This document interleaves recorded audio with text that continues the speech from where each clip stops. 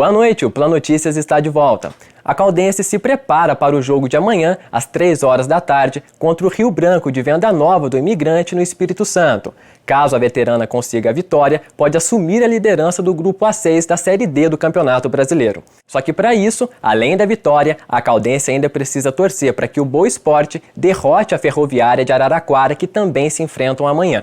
A delegação da Caldense viajou de ônibus para o Espírito Santo ainda na noite da última quinta-feira. Hoje, a equipe treinou na cidade e agora segue em concentração para a partida de amanhã. Vale lembrar que a Caldense é a segunda colocada na tabela, com 13 pontos conquistados até o momento. Já o Rio Branco está em quinto lugar, com 6 pontos somados, com 3 empates, 2 derrotas e apenas uma vitória. A exposição às temperaturas baixas exige cuidados com a saúde, principalmente com a imunidade, que em tempos de pandemia deve ser fortalecida. Por isso, alguns alimentos que incluímos no nosso cardápio durante o inverno pode tornar o corpo imune a infecções e inflamações. Além disso, é possível proteger do frio e também manter a saúde em dia. O inverno começou há mais de 2 semanas, mas aqui em Poços de Caldas, que é uma cidade bem gelada, ainda é possível sentir os reflexos do frio. Para se ter uma ideia, aqui na cidade, na Zona Sul, foi registrado menos 2,6 graus na madrugada do dia 1º de julho. Também nesta data, no Distrito Industrial, os termômetros chegaram a marcar menos 0,1 graus. O corpo humano sente alguns reflexos com essas temperaturas mais baixas e esse professor explica o porquê. Do ponto de vista da ciência, a gente pensa como perder calor. Quando o nosso corpo perde calor, a gente sente frio. Imagine que você encosta num pedacinho de gelo, né? Os dois corpos, a sua mão e o gelo, vão tender a ficar na mesma temperatura. Se nada impedir. Obviamente que a gente vai usar alguma coisa para impedir isso, né? Mas você vai notar que a sua mão vai ficar bem geladinha. Por quê? Porque você vai perder muito calor para poder derreter o gelo. Agora imagine se em vez desse gelo nós tivermos o ambiente todo aqui, ó, a 0 graus, a 2 graus, 5 graus, temperaturas baixas, até mesmo abaixo de 0 graus. O nosso corpo vai tender a esquentar o tempo todo. Como a gente não vai conseguir, a gente vai perder calor e essa perda de calor causa aí problemas na nossa biologia, né? Nós somos homeotermos, baixar nossa temperatura dos 36 graus ali vai nos causar alguns problemas. O corpo humano sente alguns impactos com as temperaturas mais baixas e muda algumas coisas em seu funcionamento. Os batimentos cardíacos, por exemplo, ficam desacelerados. A dificuldade para respirar é um pouco maior. E um dos maiores reflexos sentidos é o aumento da fome. A gente ingere alimentos, esses alimentos são transformados para nos fornecer energia. Num dia quente, a gente precisa de menos energia, porque nós não precisamos nos manter aquecidos.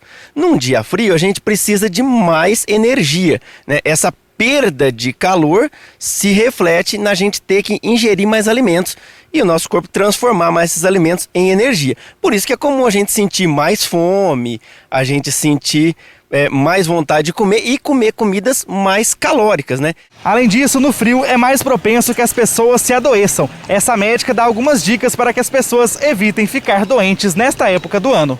Entre os principais cuidados, a proteção, né, individual, das extremidades principalmente, então pés, mãos e cabeça bem aquecidos. Uso de botas, de luvas, de cachecol, gorros e muito cuidado com vento, gelados, choque térmico, então essa proteção é bem importante. O professor explica ainda que a melhor forma de manter o corpo aquecido é através de roupas e também dá algumas dicas para quem quiser manter a casa aquecida, mas não tem dinheiro suficiente para comprar um aquecedor. O grande segredo é a gente usar roupas, né, mais espessas, para evitar a perda, tanto por condução quanto por convecção. Convecção é essa perda do ar que está saindo de perto da gente e está vindo um ar frio. O ar que está aqui está quentinho. Se esse ar sair e vier um outro ar frio, a gente vai ter que esquentar ele. E esquentar isso vai ter um grande gasto de energia e vai nos dar frio. Então, a ideia é manter esse colchão de ar que existe em volta do nosso corpo. A gente faz isso com roupas.